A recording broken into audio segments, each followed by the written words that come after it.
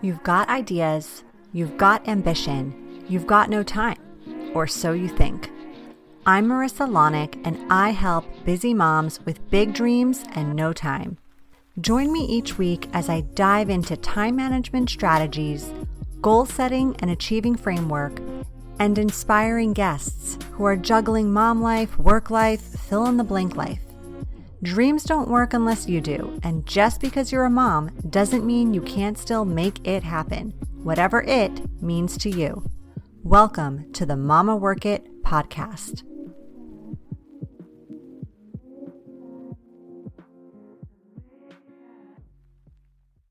Hello, mamas, and welcome back to another amazing episode of the Mama Work It podcast. I'm so glad you're here.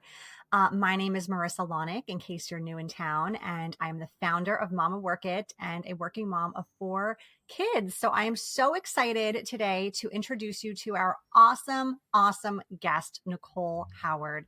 Nichole is a published photographer and founder of a personal branding photography business. What started as a side gig became a full-time 6-figure business in under 2 years. She works with clients she adores, and best of all, she has built a schedule that supports her life and allows her work-life balance she used to just dream of. She loves helping others do the same. Nichole has a master's in strategic communications. She's a certified project manager. She's passionate about achieving a flow state and living life on her own terms. Amen. At present, she lives with her partner, her beloved pup, outside of Philadelphia, Pennsylvania. Nichole, I'm just so excited you're here. Thank you so much for being here. I can't wait to dive into all your tips, your personal branding knowledge, because this is something that no matter what career you have right now, it is never a wasted effort to be maximizing your personal brand. So just thank you so much for being here. I'm so excited to be here. And that was such a great, I loved hearing you say those words because it's like very validating to hear them because you write them and you say them yourself, but hearing somebody else say them was really, it really like touched my heart a little bit. So thank you so much for the beautiful introduction. Welcome. Yes, I totally know the feeling like when someone else talks about you in that way, it's like way better than when you're sitting in front of your laptop writing your bio. Yes, like when you hear it, you really hear it, Yeah. And you're like, wow, I really did that. Like, and I think sometimes there's so much motion and we're always constantly going and taking on the next thing or just moving and shaking. You're like, wait, no, I did it. I did that. That just felt really good. Yes, you deserve all the accolades, all the praise. Okay. Thank you. Nichole, I would love to hear just more about your journey. Our guests are always interested, just kind of what's your background? What led you to this place? I mean, you were a project manager. Now you're a photographer. Big leap, big change. Tell us about how that happened. It's such an interesting journey. I've always said nothing is linear in life. I've always been somebody who has done a lot of different things. My dad always used to joke that I'm a juggler because I always had my hand in a bunch of different stuff growing up. And I feel like that was kind of how this happened too. I was actually gifted a camera for my 30th birthday. And I had always wanted a DSLR. That's a fancy name for the camera, but I had always wanted it. It was something that I was really curious about. And so I was gifted this camera after, completing my master's program in strategic communications. And I was working for a healthcare institution at the time. And I was kind of going down this project management path, in my career.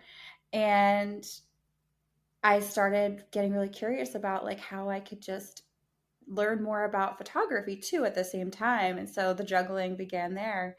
And I kind of just kept being curious. And the more that I dove into the photography world with, just this one, camera I had like 2 lenses. So it really wasn't anything crazy and no lighting and no knowledge whatsoever of really like how to use it. I had to teach myself and find mentors and take online classes and really just get out and do it. And the more I did that, I was like, wow, I really love this. So it kind of just built on the side as I was also building up my project management career. So while I was doing this, I also got certified in project management. So again, more juggling, which we all do, as I'm sure as moms, right? Like I will learn very soon, but there, I feel like, that kind of like really struck that match in me of like, oh, I can want something more. I can want something different than this traditional path that I was kind of following, even though that wasn't linear either. And I kind of stumbled my way into project management just by being good at a lot of different things like organization and working with others and communicating and bringing teams together. But I think for me, it just was this evolution and staying curious and then realizing step by step, every action I took brought me closer to this feeling I wanted to have, which was really a feeling of flow, of feeling energized, feeling free, feeling like I had the power to really make a difference in my own life in a way that was outside of what I'd seen my parents do and really what I've seen a lot of my friends do. So I think that was kind of what photography gave me. And so by the time I took the jump to full time 2 years ago, I had already built such a foundation underneath that. I think it really helped me make the leap and kind of get to where I am today. And I think all the other stuff was necessary. So the project management helps me organize myself in my business, and it helps me educate my clients on how to, because I work with a lot of creatives too, on how they can stay organized and prioritize and all of those really important things that we need to do that sometimes don't feel so great. And yeah, my communication skills, I mean, that I learned so much about personal branding and branding in general and reputation management and identity all through my master's program. And so it all kind of came together in a way that I could never have anticipated. So yeah, that's kind of the nonlinear way that I got here. I love that. I love that story. Thank you so much for sharing it. I want to touch upon something you said multiple times as you shared this with us, and that's the word curious. And if it's okay, I want to share real quick. When I was in the corporate world, we had this phenomenal guest speaker come to one of our conferences once. Her name was Caroline, and she taught us about being curious, not critical. Now, she was teaching us Mm. this in regards to like customer experience and leadership and things that we were doing at work. But when you said that word repeatedly in your story, it made me think how much this particular nuance could be applied even to your own journey. Like if you had been Mm-hmm. critical instead of curious, you would have never given yourself the opportunity to learn all these new skills with the camera. You would have, I'm not good at this, and you would have put it down. Or you would have been like, I'm a project manager. This is not my identity. You would have been critical of that and you would have put it down, and you wouldn't have gone on this journey and this path. But instead, you chose to be curious, and it opened up so many doors for you. And so I just thought of that as you were saying it. And I thought it was a really interesting perspective of looking at it this way, because I never have. I've always thought about it more from like a leadership or like customer experience standpoint, because that's where I learned it. But it makes so much sense in this facet of life too. I love that you caught that because that word is very intentional. Yes. One of the things that I noticed in my journey was that staying open, staying curious, not listening to the imposter syndrome. And there is, right? I mean, it took me a long time to call myself a photographer. Like that, I remember the first time I said it when I was putting it out there online, like that process, like there is so much criticism that comes up in that, the inner critic, right? And the outer critics that I fear that often sometimes aren't even there, but you fear that they're going to say, they're going to judge me. They're going to say something about me. Who does she think she is? But I just kept coming back to the fact that like, but when I do this, I feel really good. So it was like staying curious with like how I can create that feeling for myself. Mm-hmm. And so I love that you caught that because that was something that I think has helped me be really intentional how I've designed my life so far. And it's kind of how I've even grown other things in my business too, like my podcast and other things. Staying curious. Love How it. does it feel? Do I still want to do Love it? it. All of Love that. it. Yeah. Well, as the host of Yeah. the show, I'm coming at this from a very curious perspective today, and I'm going to ask you Love lots of it. curious questions. So, first question for you. For those listening that hear this term thrown around, personal brand, like what exactly is it? Is it your social media page? Is it your personal website? Where do you showcase it? And why is it so important no matter what industry you're in? That is such a great question, Marissa. So, a personal brand, to take it a step back, let's talk about definitions. There's a lot of definitions for it. The definition that I like to use is really how you are showing up in all those places you mentioned in the way that you want to show up and the way that you want to present yourself to the world. So, it's different from reputation in the sense that reputation is what other people think of you, but that is formed from what you do with your personal brand. So, for example, today I'm not showing up with any makeup. And I know we're on video, and I was like, I thought about that a little bit before we got on camera, and I was like, you know what, but I want to be authentic today. I'm just going to show up as I am. And that's just where I'm at. And I'm also pregnant. We've talked about this a little bit. And so I'm shifting a little bit in my identity and who I am and how I show up. And that's all part of my personal brand. So images you take, words you say, how you show up. Like, are you enthusiastic? Are you a little more serious? Are you somebody who's curious? Are you somebody who's critical? All of that plays into your personal brand and how others perceive you and create your reputation. Yeah. Yeah. How does that resonate? Like, any questions about that? Because I know sometimes like it is kind of a loaded topic. So it is, but yeah, I mean, essentially it's how you're showing up, right? How you're showing up day in and day out. And whether that's showing up on social media, showing up face to face with people, showing up in your email tone, showing up for podcast interviews, just how that's what I'm gathering from what you're saying. Yeah, it's the feeling people get to when they're with you from how you're showing up. And it's that intentionality. So for me, one of my brand values is enthusiasm. And so for me, when I show up to a shoot, I want people to feel like I'm excited to be there with them. Other photographers may not have that, and they may show up very, very differently. Mm-hmm. And so that to me, though, is part of my personal brand, because for me, it matters that people know that I care, that I'm excited to be there, and I want them to feel that. And so it can be like something as simple as that too, like your brand values and your ethos, your mission, mm-hmm. all of it kind of goes into it. Yeah. And I think it's worth mentioning too, like your personal brand isn't for everyone. Exactly. You know what I mean? Like you're not here to please everyone out there. Like Marie Forleo says, if you're talking to everybody, you're talking to nobody. Like you're enthusiastic. That's your vibe. Somebody who likes that is going to work with you and enjoy it. Someone who needs more of a calming force needs somebody else. Yes. Right. Well, not to say that I'm not calm. I would say somebody who wants more of a serious or maybe a little more reserved, or somebody who's not going to hype them up and make them feel really confident on camera because maybe they're already confident or they have a different energy. Exactly. Yeah. No, totally. I don't mean you're like a neurotic basket case or anything. I just thank you. I also want to specify that. I was like, let's just be clear. You know what I mean? But like somebody enthusiastic, not neurotic. Exactly. Okay.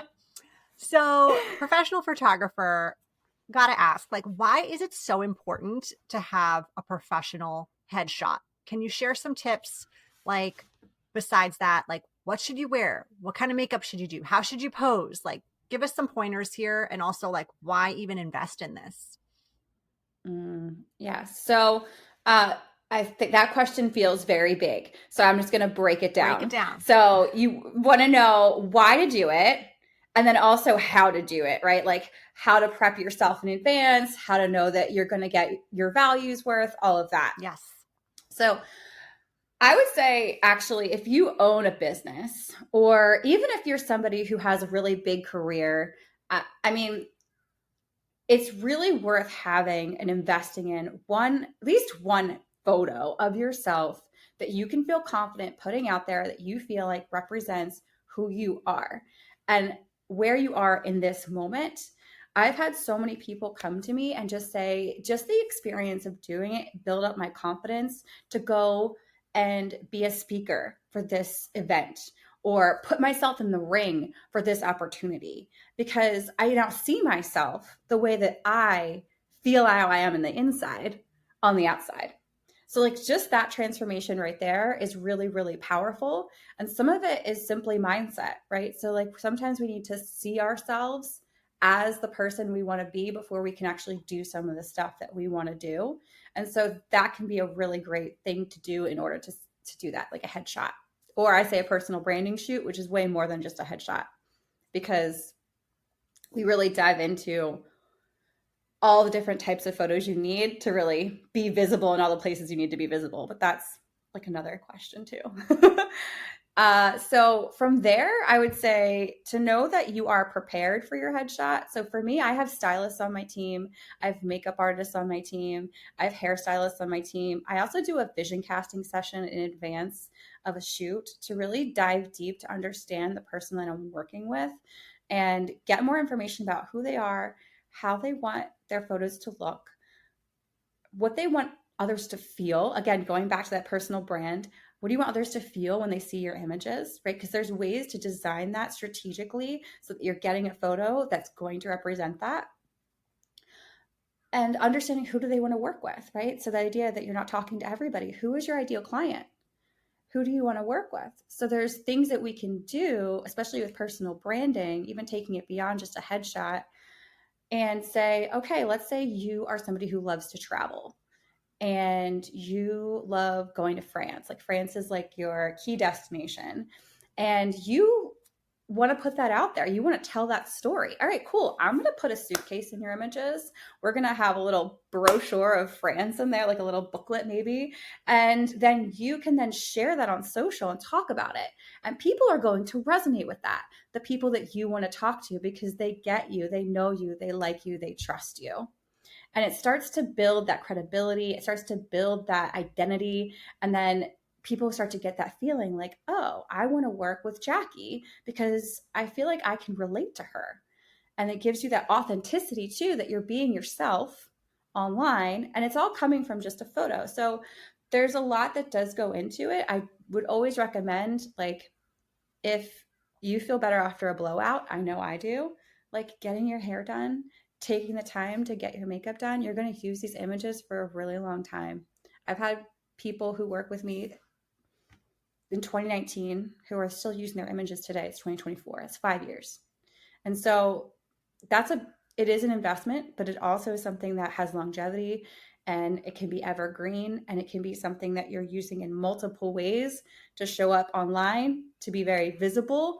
And again, make it really simple for yourself too in the long run. So then you're not trying to just create the wheel yourself, trying to take a selfie in your bathroom or like right in front of your window on your iPhone to try and get the right angle. Like you're hiring an expert who knows what they're doing to make you look your best.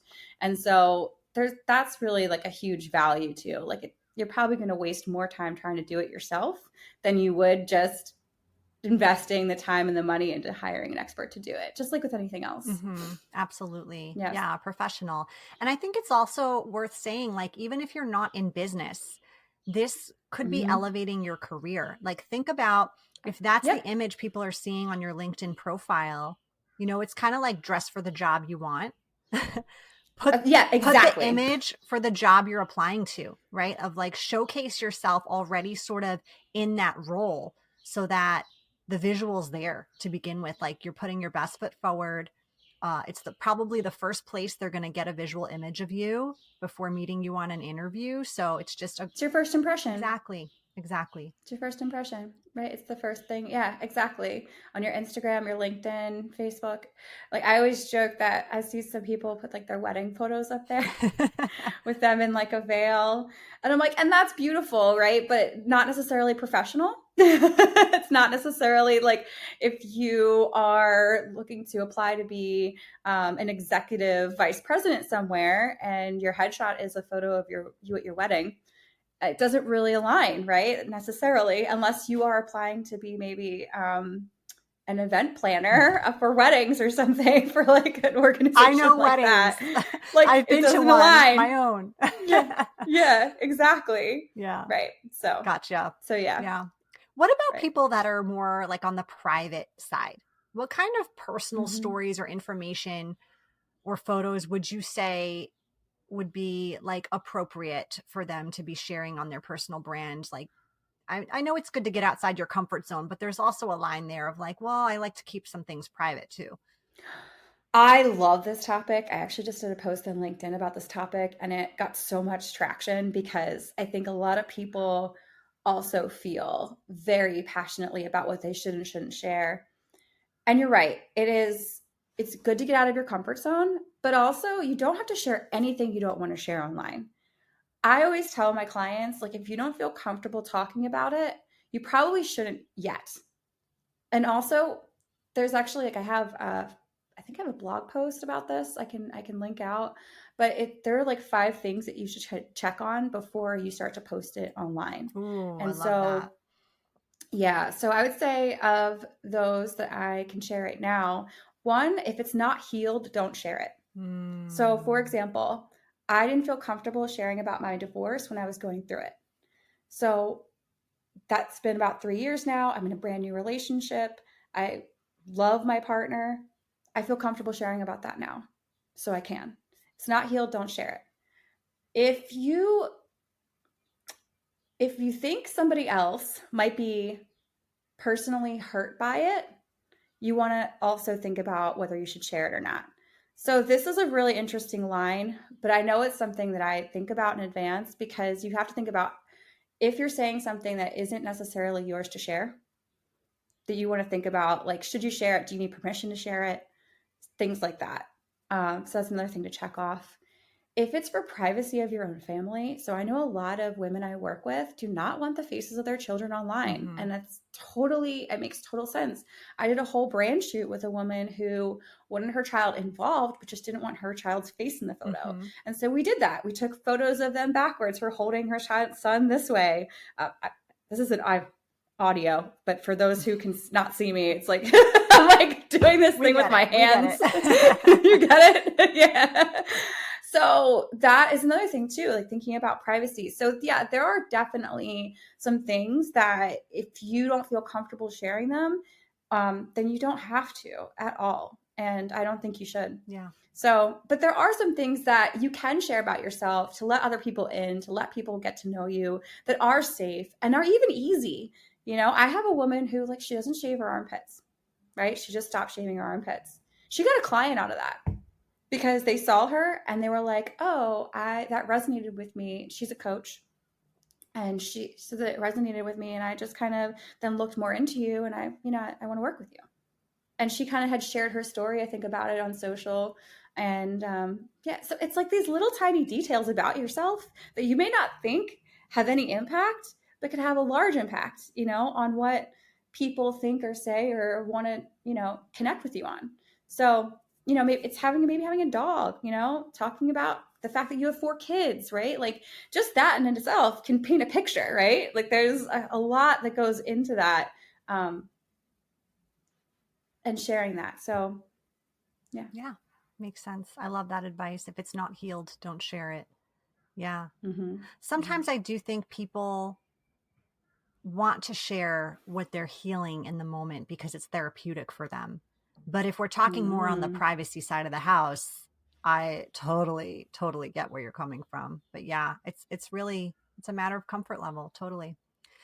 All right. Last question on the personal brand side. Then we're going to jump over to some fun random ones. How can Mm-hmm. you show up consistently when it comes to your personal brand? Like, what advice do you have about that? Such a great question. So I actually have a workbook I can share for everybody. It's a free workbook. I'll send the link to you.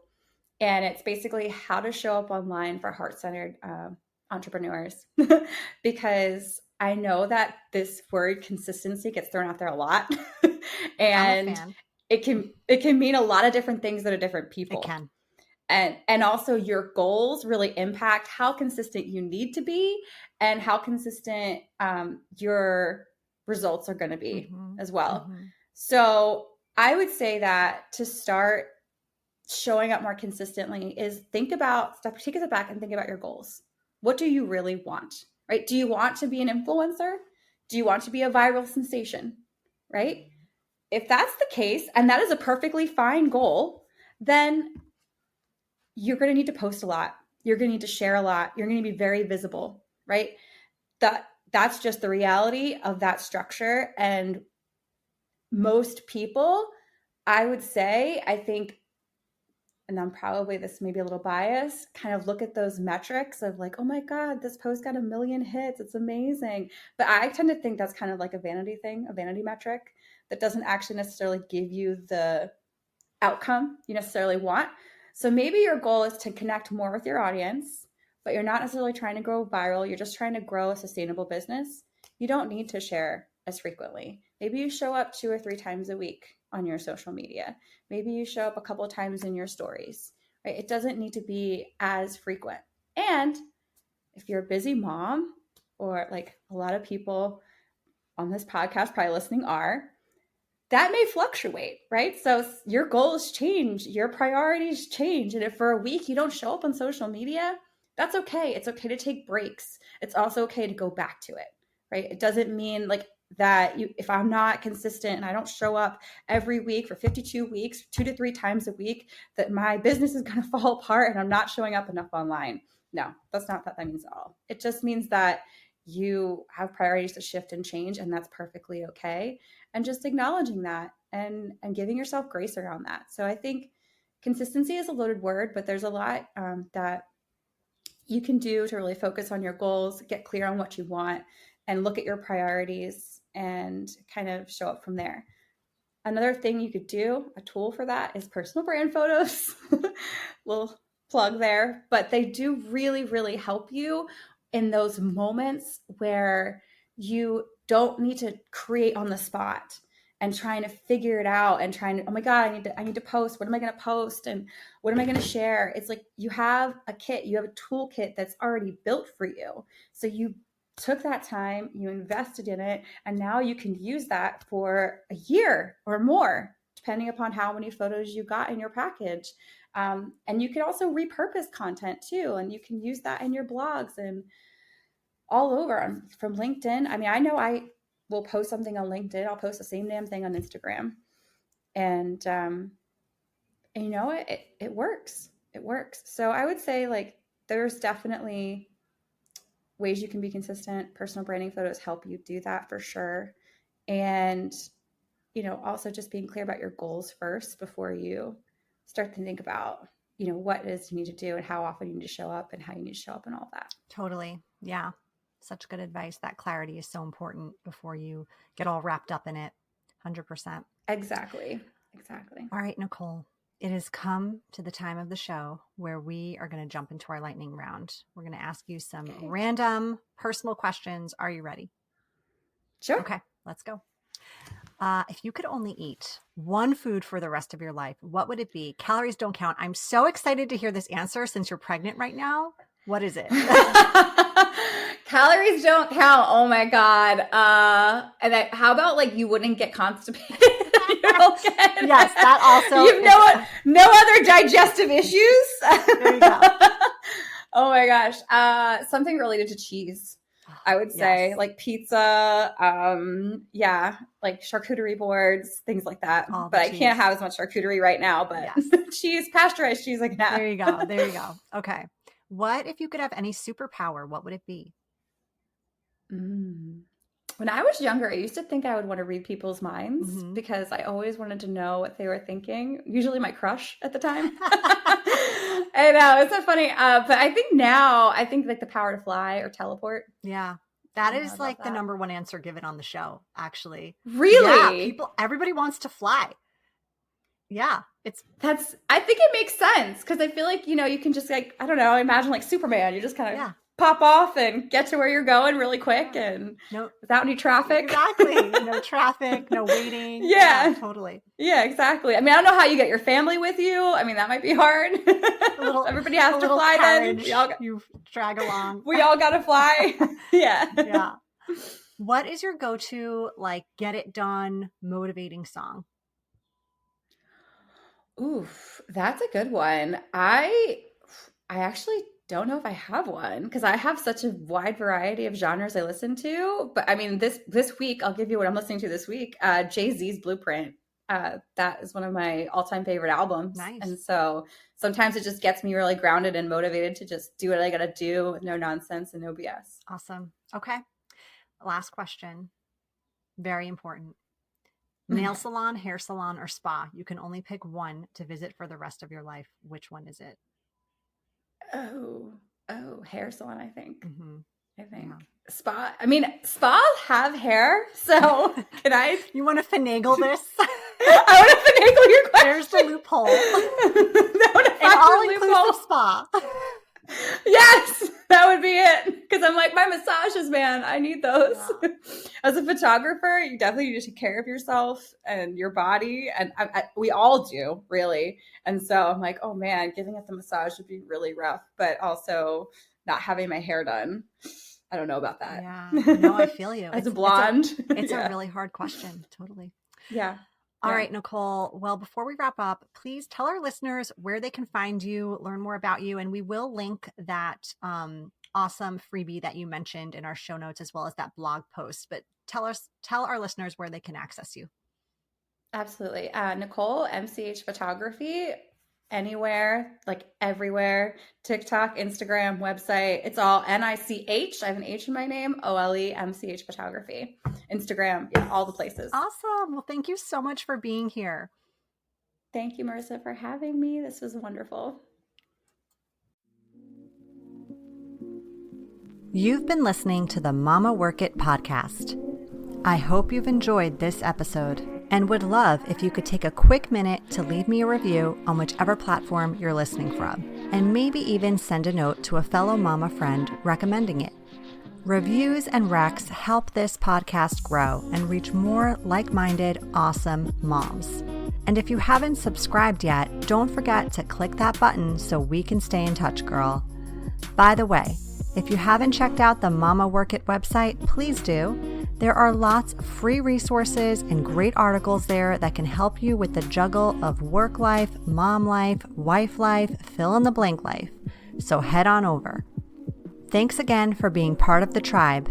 I'll see you soon, but in the meantime, keep on working it, mama.